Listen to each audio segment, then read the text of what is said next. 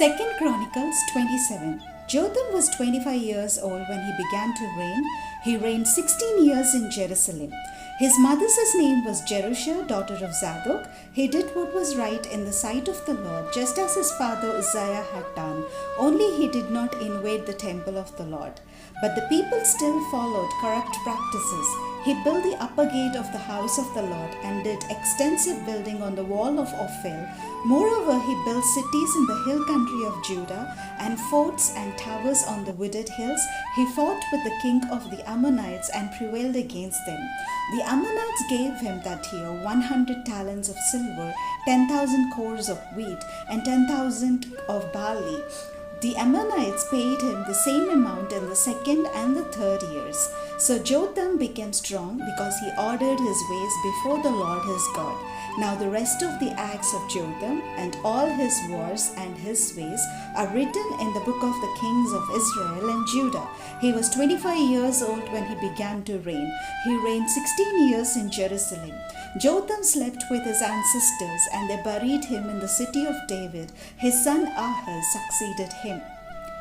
2 Chronicles 28. Ahaz was 20 years old when he began to reign. He reigned 16 years in Jerusalem. He did not do what was right in the sight of the Lord as his ancestor David had done, but he walked in the ways of the kings of Israel. He even made cast images for the Baals, and he made offerings in the valley of the son of Hinnom, and made his sons pass through fire, according to the abominable practices of the nations whom the Lord drove out before the people of Israel. He sacrificed and made offerings on the high places, on the hills, and under every green tree. Therefore the Lord his God gave him into the hand of the king of Aram, who defeated him and took captive a great number of his people and brought them to Damascus. He was also given into the hand of the king of Israel, who defeated him with great slaughter. Pekah, son of Remaliah, killed 120,000 in Judah in one day, all of them valiant warriors, because they had abandoned the Lord, the God of their ancestors. And Zikri, a mighty warrior of Ephraim, killed the king's son Maaseiah, Azrikam, the commander of the palace, and Elkanah, the next in authority to the king. The people of Israel took captive 200,000 of their kin, women, sons, and daughters. They also took much booty from them and brought the booty to Samaria. But a prophet of the Lord was there, whose name was Oded. He went out to meet the army that came to Samaria and said to them, "Because the Lord, the God of your ancestors, was angry with Judah, he gave them into your hand, but you have killed them in a rage that has reached up to heaven. Now you intend to subjugate the people of Judah and Jerusalem, male and female, as your slaves. But what have you except sins against the Lord your God? Now hear me, and send back the captives whom you have taken from your kindred, for the fierce wrath of the Lord is upon you."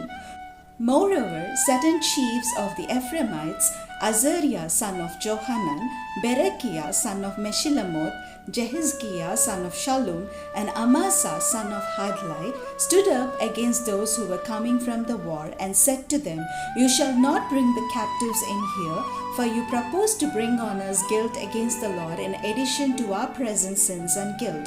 For our guilt is already great, and there is fierce wrath against Israel." So the warriors left the captives and the booty before the officials and all the assembly.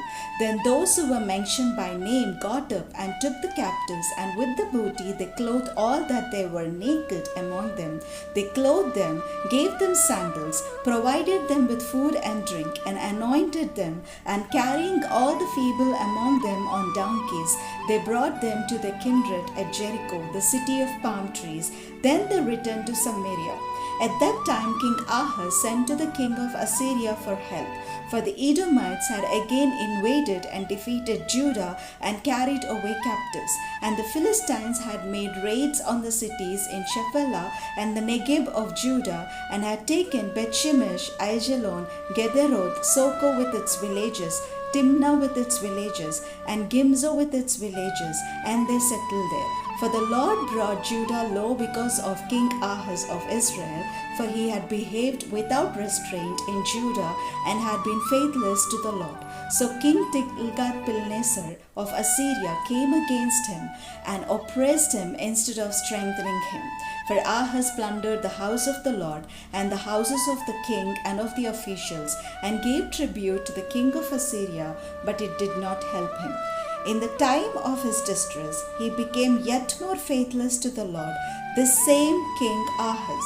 For he sacrificed to the gods of Damascus, which had defeated him, and said, Because the gods of the kings of Aram helped them, I will sacrifice to them so that they may help me. But they were the ruin of him and of all Israel. Ahaz gathered together the utensils of the house of God and cut in pieces the utensils of the house of God. He shut up the doors of the house of the Lord and made himself altars in every corner of Jerusalem. In every city of Judah he made high places to make offerings to other gods, provoking to anger the Lord, the God of his ancestors. Now the rest of his acts and all his ways from first to last are written in the book of the kings of Judah and Israel. Ahaz slept with his ancestors, and they buried him in the city in Jerusalem, but they did not bring him into the tombs of the kings of Israel. His son Hezekiah succeeded him. 2 Chronicles 29. Hezekiah began to reign when he was 25 years old. He reigned 29 years in Jerusalem. His mother's name was Abijah, daughter of Zechariah.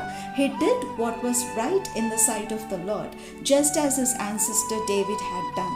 In the first year of his reign, in the first month, he opened the doors of the house of the Lord and repaired them. He brought in the priests and the Levites and assembled them in the square on the east. He said to them, Listen to me, Levites, sanctify yourselves and sanctify the house of the Lord, the God of your ancestors, and carry out the filth from the holy place. For our ancestors have been unfaithful and have done what was evil in the sight of the Lord our God.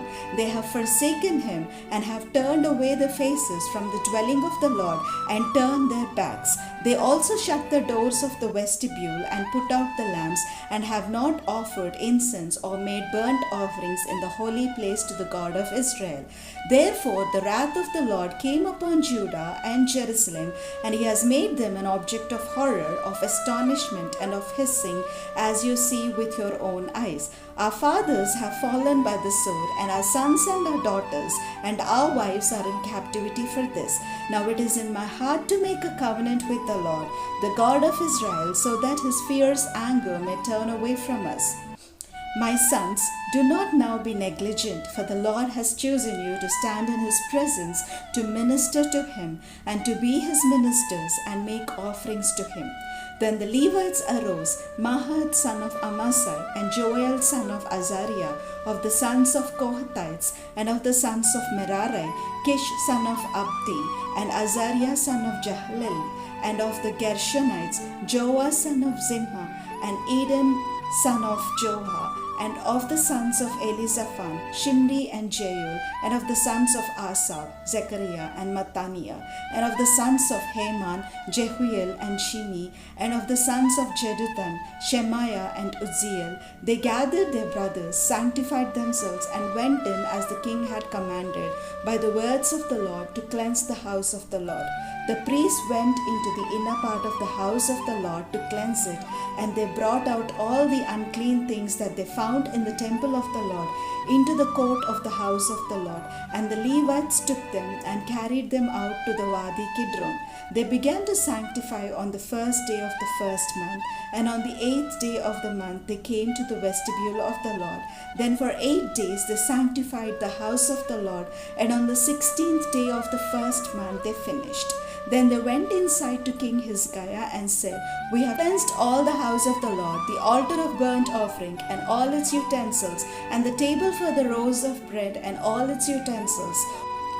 All the utensils that King Ahaz repudiated during his reign, when he was faithless, we have made ready and sanctified.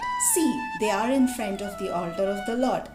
Then King Hezekiah rose early, assembled the officials of the city, and went up to the house of the Lord. They brought 7 bulls, 7 rams, 7 lambs, and 7 male goats for a sin offering for the kingdom and for the sanctuary and for Judah. He commanded the priests, the descendants of Aaron, to offer them on the altar of the Lord. So they slaughtered the bulls, and the priests received the blood and dashed it against the altar. They slaughtered the rams, and their blood was dashed against the altar. They also slaughtered the lambs, and their blood was dashed against the altar. Then the male goats for the sin offering were brought to the king and the assembly. They laid their hands on them, and the priests slaughtered them and made a sin offering with their blood at the altar to make atonement for all Israel. For the king commanded that the burnt offering and the sin offering should be made for all Israel. He stationed the Levites in the house of the Lord with cymbals, harps, and lyres, according to the commandment of David and of Gad the king's seer and of the prophet Nathan, for the commandment was from the Lord through his prophets. The Levites stood with the instruments of David, and the priests with the trumpets. Then Hezekiah commanded that the burnt offering be offered on the altar. When the burnt offering began, the song to the Lord began also, and the trumpets, accompanied by the instruments of King David of Israel. The whole assembly worshipped, the singers sang, and the trumpeters sounded. All this continued until the burnt offering was finished. When the offering was finished, the king and all who were present with him bowed down and worshipped. King Hezekiah and the officials commanded the Levites to sing praises to the Lord with the words of David and of the seer Asaph. They sang praises with gladness, and they bowed down and worshipped. Then Hezekiah said, "You have now consecrated yourselves to the Lord. Come near, bring sacrifices and thank offerings to the house of the Lord." The assembly brought sacrifices and thank offerings, and all who were of a willing heart brought burnt offerings. The number of the burnt offerings that the assembly brought was 70 bulls, 100 rams, and 200 lambs. All these were for a burnt offering to the Lord. The consecrated offerings were 600 bulls and 3,000 sheep. But the priests were too few and could not skin all the burnt offerings. So until other prophets had sanctified themselves, their kindred, the Levites, helped them until the work was finished. For the Levites were more conscientious than the priests in sanctifying themselves. Besides the great number of burnt offerings, there was the fat of the offerings of well-being, and there were the drink offerings for the burnt offerings. Thus the service of the house of the Lord was restored. And Hezekiah and all the people rejoiced because of what God had done for the people, for the thing had come about suddenly.